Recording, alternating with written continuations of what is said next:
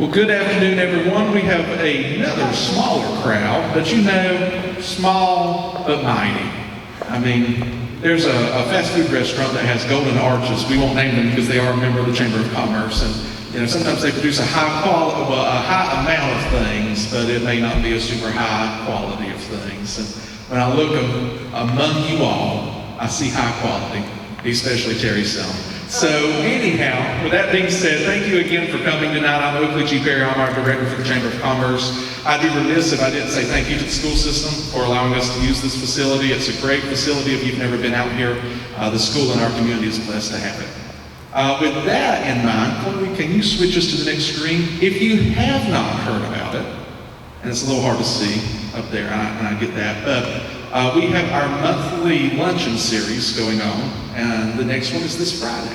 So if you've ever thought, I need to learn more about managing and motivating my employees, we would love for you to come out. Chamber members are $18 a ticket. That includes your lunch. And if you are not a member of the Chamber, you can come see me before you leave, and we'd love to have you. But if you're not, it's $25 for your ticket, and again, that includes lunch. We'd love to see you there. Again, we have a great panel: Eric Bagley from Pallet One, Joel Cheney from Southern Roof Solutions, and then from our Chamber Board, we have a very talented Tracy McClendon from the Bank of Hazlehurst, and we think it's going to be a great program. We'd love for you to join us. With that, I am going to turn it over to my friend, Ward 4, yeah, I had it right. Ward 4 Councilman Landon Chavis. Thank you. Small, mighty, and evidently all Baptist because they're at the very back of the room. And I also heard that the Lunch and Learn for motivating employees comes with a free cattle prod. Is that right, Oakley? Oh, yeah. Included in the lunch. That's great. Great motivation there. Well, I want to thank each of you for coming out to the State of the City address. In full transparency, I received a phone call at about 11:30 today asking me if I would be able to come and give this address. So here we go. So as Oakley said, my name is Landon Chavis. I am the commissioner for Ward 4 in the City of Hazlehurst. I'm joined here tonight by Ward 2, Steve Land, as well as my Michael Mangold, director for our water department, as well as two of his henchmen, and also Miss Elizabeth Kingery in the back of the room is Ward 2 elect. So excited to have her coming on to help serve us on the council as well. So I want to thank all of them for taking time out of their evening for being here. So I want to start out by sort of saying what the state of the city is.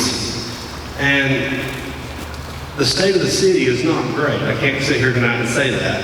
I can say that it's better than it has been in years past, and it's on a trajectory to become better. But there's still a lot of work left to be done to get the city of Hazlehurst back on track to where it needs to be a competitor against neighboring cities. So the top 3 reasons that I decided to run for office was, one, and most importantly, to improve the quality of life for the residents in the city of Hazlehurst. And to improve the quality of life, we hear that we have to have 3 things, and that's to be able to enjoy where you live, to be able to work in that place, and then to also be able to play in that place. So you have to have a place where you can live, work, and play synonymously. And when you ask me what I think of in place of that, I think of a place where my son and my 2 sons now and my daughter would want to come back home to and to have that place.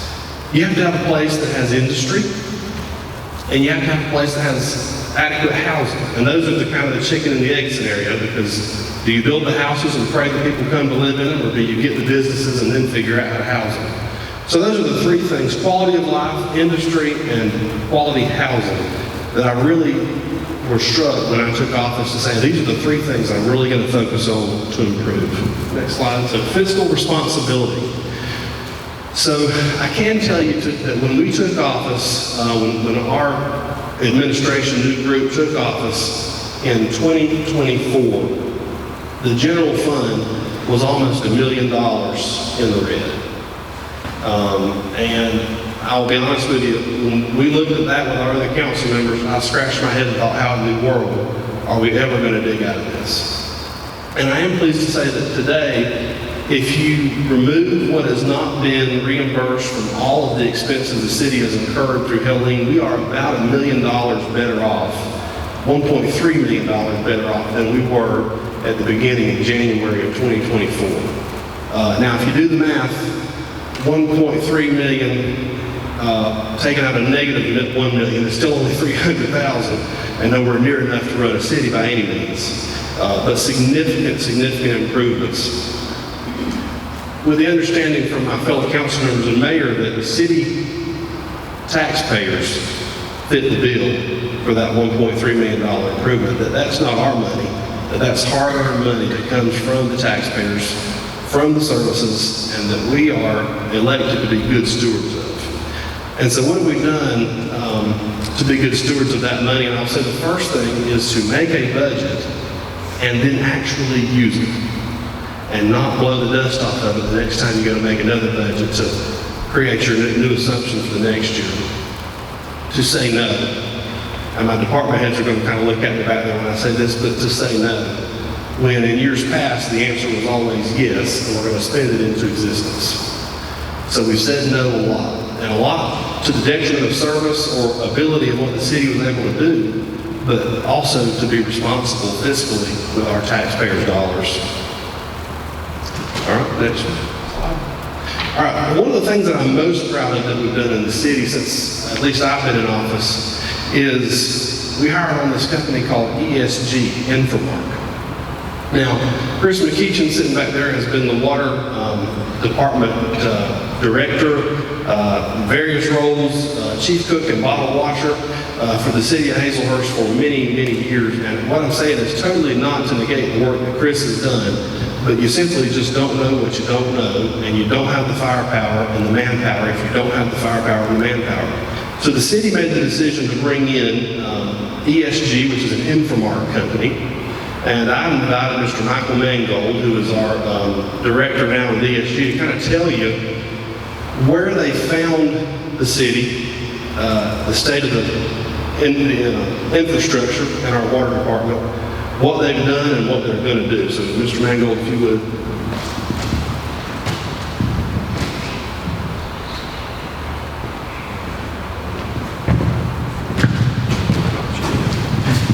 Well, thank you. Like the commissioner said, I just found out this meeting about 11:45, I guess, after he got the call. So let's talk about when we got here. I'm just going to highlight a few bullet points that we found when we got here. We'll start off with the Beasley lift station out there on Uvalde Highway. When we got there, Chris McKeechin and his crew, they had to send a backer truck out there 5 to 6 loads a day to get that lift station empty. I think the first week we were here, maybe the first day or two, we were able to get those pumps working, and no longer does the backer truck have to go out there every day. The lift stations, along with that lift station, all the other lift stations now get checked twice a week, every Monday and every Friday. Coastal Pines, the lift station out on Douglas Highway, that didn't have any pumps in it. The drying beds at the wastewater plant, they weren't in use, and they still had a whole bunch of storm debris in there from Hurricane Helene. Now that was in September, we took over in March. There was no safety culture over here. Employees weren't wearing PPE, they weren't wearing seatbelts in vehicles, and they weren't receiving any training as far as water training or safety training or wastewater training. There was no training. Vehicle maintenance. Nothing was happening as far as vehicle maintenance. We got here, the Vector truck, I think 6 tires had the metal wire protruding from the tires themselves. They had no flammable cabinets, no STSs, just no safety. DOT permits. When we got here, the city was contracted with Turnip Seed Engineering to do permits to fix leaks along DOT roads. As of now, we do them in-house. I process the permit and we get them approved with DOT. They had no way of tracing lines, so if they were to install a clean out or a new water tap, they didn't have tracing wire. So if they got a leak, they had no way of knowing where the tubing or the pipe was. They weren't submitting a monthly report. They would go to the wells, how they would measure chlorine, where they would take the chlorine cylinder. If it was light, it was empty. If it was heavy, it was full. That's how they measure chlorine. And an altitude valve at Baxley well that was leaking for over 20 years. So, where are we now? Beasley, like I said, it has one working pump and it gets checked twice a week. Coastal Pines has one 10 horsepower flight pump. We got that via Wakulla County in Florida. Got that. Drying beds. As of right now, all of them are in use. With that, we replaced 3 valves out there, and we got another one coming tomorrow. Safety. You should see all our guys, if they're outside working, you'll see the yellow reflective vest. They all have steel-toe boots, hard hats, vests, safety glasses, ear protection. We purchased lockout tagout equipment, confined space equipment, and now they get training. We had flagger training, we've had fire hydrant training, and we're fixing to have, what's the training? Confined space training. The vehicles, now we take them into Coleman Tire. Coleman Tires, they've changed out tires, they've changed out radiators, brakes, batteries, have all that service now getting done with Coleman. Like I said, DOT permits are now done in-house. All new pipes now get tracing wire, so we're able to locate the line pretty quick. Just hook up a pipe horn and we can trace where the line is at. The monthly report, that's submitted every day of the council meeting, and it's passed out to all the city commissioners along with the mayor. All new scales at the wells and the wastewater plant. So now the chlorine cylinder is actually sitting on a scale where you can see how much chlorine is in the bottom. Altitude valve was replaced at Baxley well in August. We do a monthly lunch for all the employees the first Friday of every month. And we have an administrative assistant who receives all the calls, logs them in, creates a work order system. And we have somebody on call 24/7. It's not only Chris McEachin. He was a salary employee with the city, so he'd be the only one on call because they didn't want to pay overtime. Well, we rotated. There's somebody on call, different every week. What's next, you may ask? We're putting a new meter at Oldham. Oldham well right now doesn't have a meter on it, so we can't tell how much water is getting used. Oldham's got to do some high-tech math, and he's able to determine that. I don't know if you're aware, but October 14th, Tallahassee Road's getting repaired. They're going to start that project, starting at Circle K, going south down to the county line. When they do that, we're going to start repairing any kinds of leaks or anything along that route. Also, we're going to walk the road and try to identify any water valves or manholes that have been buried throughout the years. Right now, you can only see 3 or 4, but there should be a lot more, so we're able to shut the water on and off. ORB, they are working with the city. They're working on a new building where we are stationed at. We're at 44 Hinsel Street. They're going to repair that building, lift stations, and well repairs. And we're still working. When we took over here in March, Oldham Well and Gill Well, y'all have this thing called gross alpha in your water at those 2 wells. Currently, Gill is offline and Oldham is used sparingly. Gross alpha is a naturally occurring radiation. It's in the water. Hopefully, next quarter we'll get good numbers in and we can put those 2 wells back online. And the city's working with Turnip Seed, Kerry Johnson, and Willow Street lift station. They're in the process for bid. Both those lift stations will be replaced. And again, reiterate, training. Continue to do more training as we move along. willing to entertain any questions, and like the commissioner said, I got 2 henchmen to help.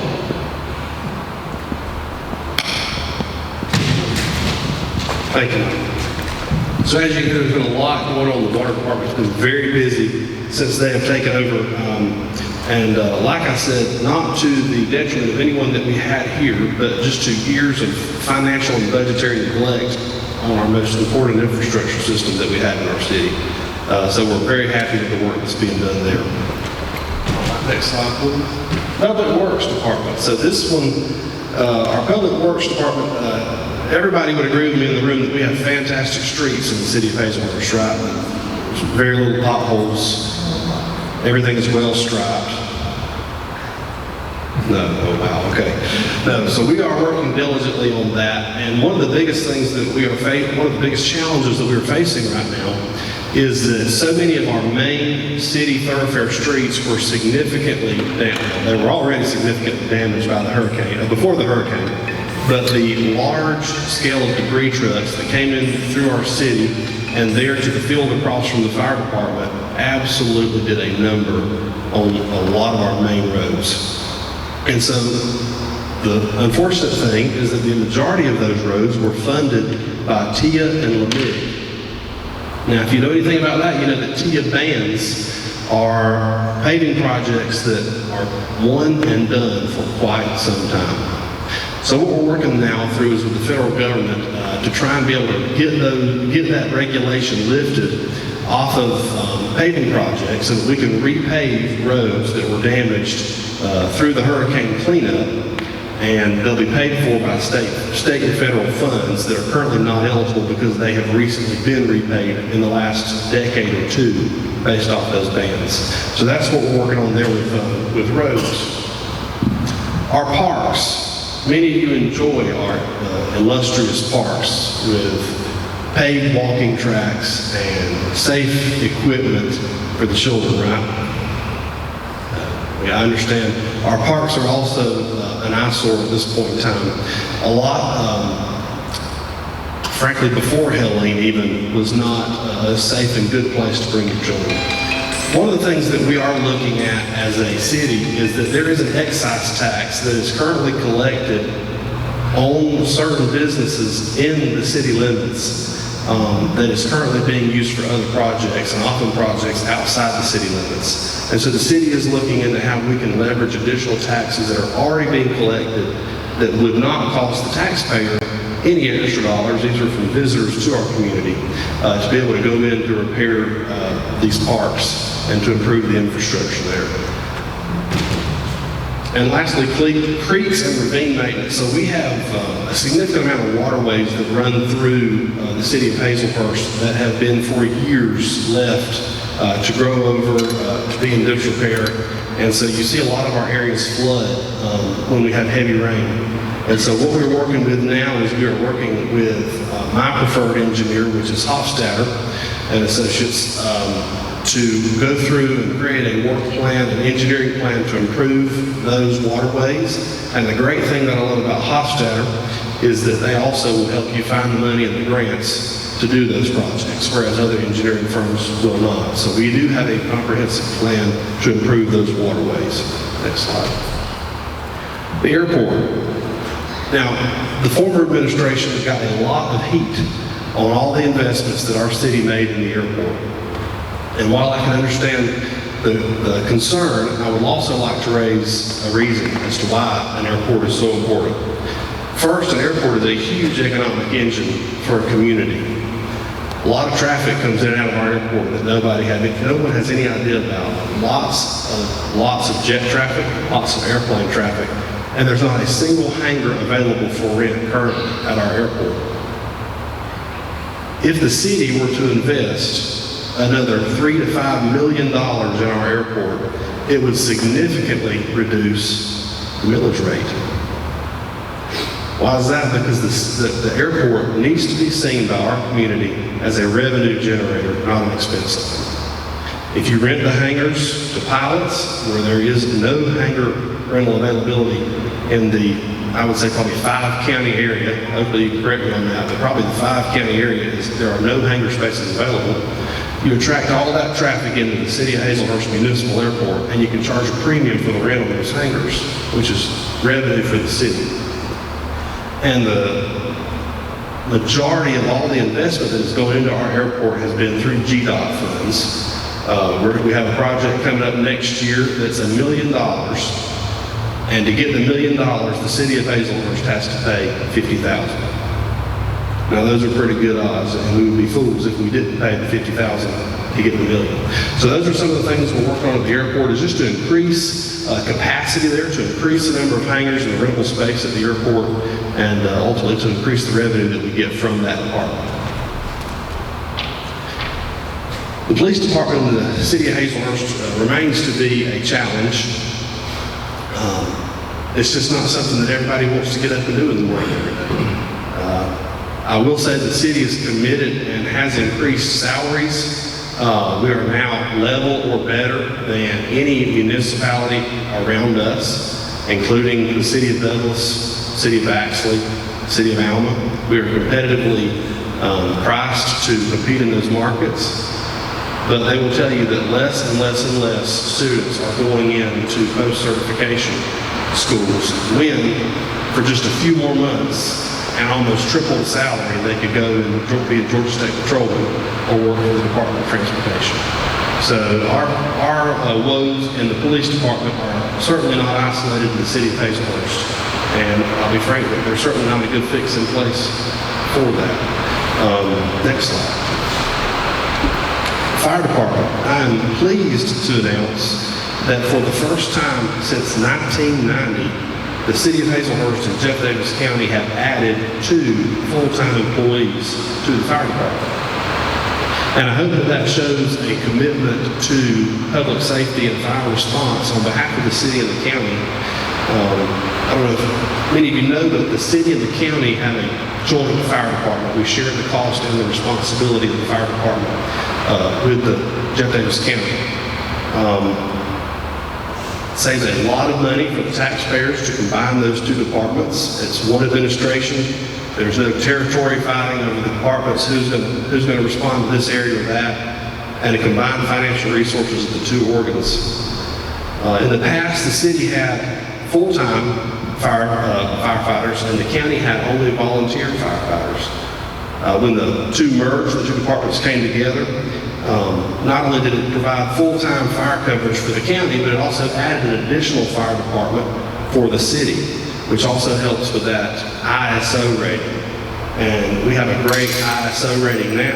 The benefit of a good ISO rating is that it keeps your insurance rates down. If we were to lose our second fire department, or if we were to take the 2 departments and split them back, city and county, our rating would drop significantly and your insurance would go up by a great deal.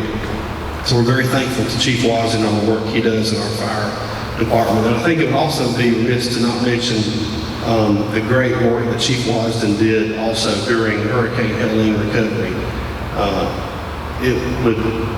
I don't know what it would look like today if that man were not in charge of our EMA and our fire department. But the work that he and his team did was second to none. And I'm incredibly proud of all the work that they did through that crisis.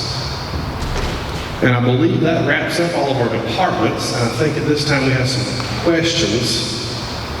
Hopefully, is that right? Yeah, that's right. I guess I'm going to microphone. We'll go ahead and introduce Mackenzie. Mackenzie Bennett is from the Georgia Department of Economic Development. She is our Region 9 project manager, which basically means she drives all the counties from Wilcox County to Wayne County, all the way north to Johnson County, and we're your southernmost county, right? Do I have this correct? Okay, great. She drives that whole county region. She meets with industries and businesses across that region of the state of Georgia to ensure that they're happy, that they're doing well, and that they want to continue to be in southeast Georgia. She has a very important job, but she's taking some time away from her busy job and her busy social life to come moderate our question and answer session. So Mackenzie, we'll kick it over to you. You can ask whatever questions you'd like to ask. You may have to lift it up.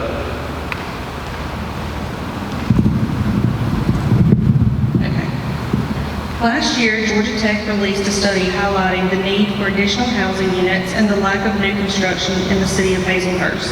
What are the city's plans to encourage new development, and is the city exploring new types of housing such as multi-family housing units? So the City of Hazlehurst has recently seen an addition of, I believe, 12 new constructions in the last quarter. Of those new constructions, 4 of them sold to private homeowners. Those homes were priced $199,000 to roughly $250,000, which I guess today would be considered an entry-level first home in the market. The remainder of those homes were purchased by real estate investors and were then rented. Those homes sat on the market for months and months and months with no bids, and that's simply because in today's time where rates are, that $199,000 first home is looking at a mortgage payment of $1,600 to $1,800 a month. Now, I don't know what your first mortgage payment was back whenever you bought your first home, but I highly doubt it was $1,600 to $1,800 a month. So young people or anyone buying a house today is at a severe disadvantage given where the economy is and where the market is for home buyers. What the city is doing is the city is actually this month meeting with the zoning board to look at what we deem a tiny house ordinance. These tiny houses range from 600 to 800 square feet, and we're currently doing studies on how many of those we would allow per acre, what sections of town that they would be allowed to go in, and also a very regimented spec sheet of what those properties are to look like. Because we simply do not want someone moving in the Yoder shed next to the $500,000 and $600,000 and $700,000 properties in town, right? So we want to be responsible in the sense of what we let come into the community as a tiny house, and to make sure that it's not a handy house that somebody put a bathroom in. So we're working through that now, but we have, I believe that Georgia Tech survey stated that we would need 350 new houses by the year 2030, I believe, 2030. And I frankly just do not see the market or the capacity, the buyer capacity in the city of Hazlehurst to A, fulfill that need, or B, to be able to afford that need. Okay. What are the next 2 to 3 actions with timelines the city intends to take to improve downtown Hazlehurst? For example, facade grants, upper story housing, streetscapes, lighting, sidewalk improvements, etc. So our downtown is reminiscent of what it once was. It is by no means a cute, quaint downtown. Unfortunately, we see that buildings are torn down that are of historical significance. One recently, come to mind is Varnador's Auto Parts, which they could not help at all. GDOT condemned that building, and they had no choice but to tear that building down. But we see so many buildings downtown that when you walk past them, they're storage units for the owner that haven't been opened in 4 or 5 decades. And then the rest of it is more modern shopping strips, which is not what you think of when you think of a historic downtown location. And we really only have 1.5 streets left of what you would consider a true, legitimate downtown Hazlehurst. In 2024, the City of Hazlehurst reestablished the Downtown Development Authority. Now, that is an extreme struggle because an authority can't do a whole lot without a budget. And they do not have a budget. The city has deeded the old city hall, the old jail, and blighted or derelict or abandoned or a safety issue to the city. And I think we all know what happened that very next weekend when Hurricane Helene came through and blighted a whole bunch of properties.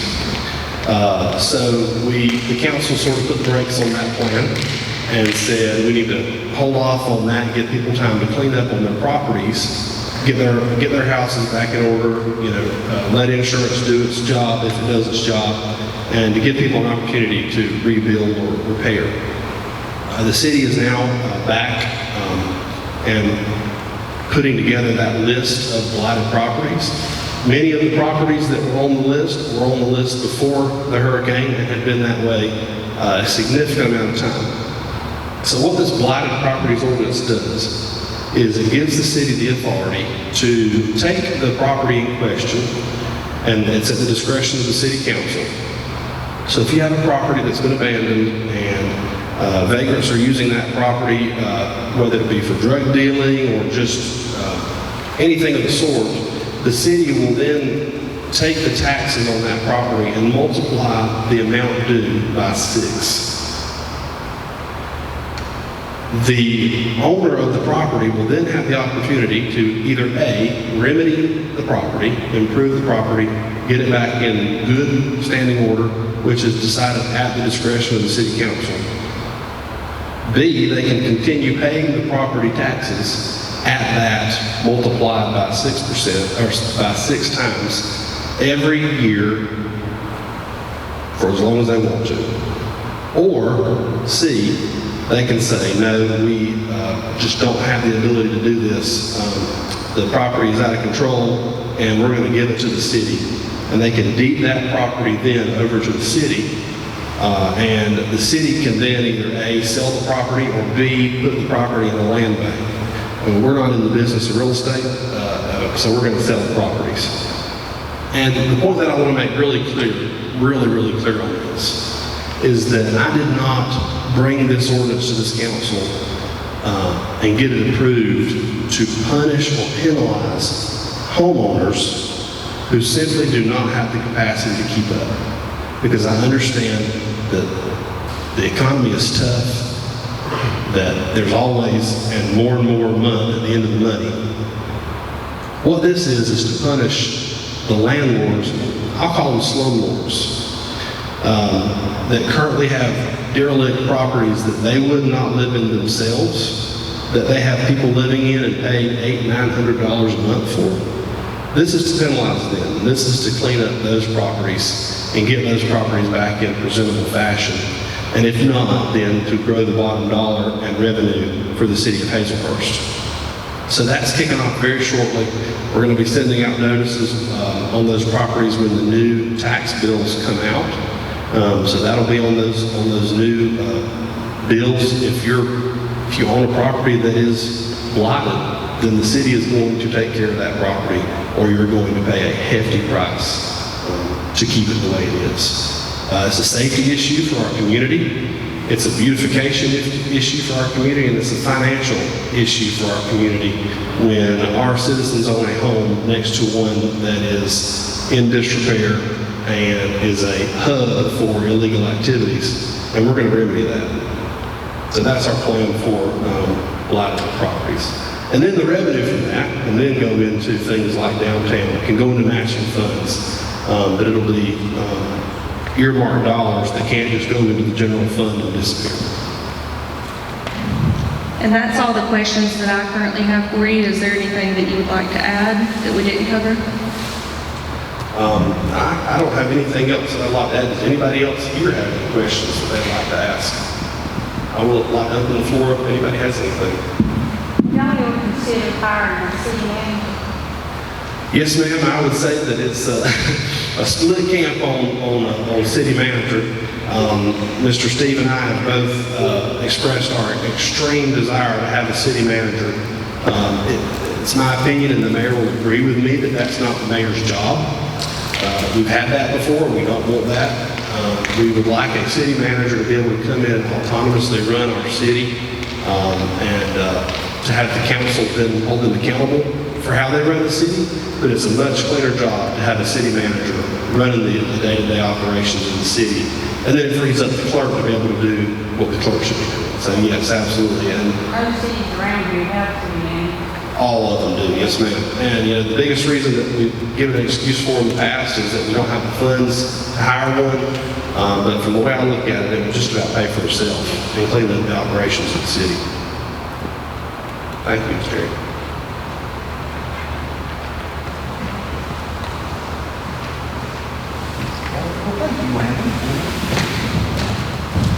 Y'all, let's give Landon a big round of applause.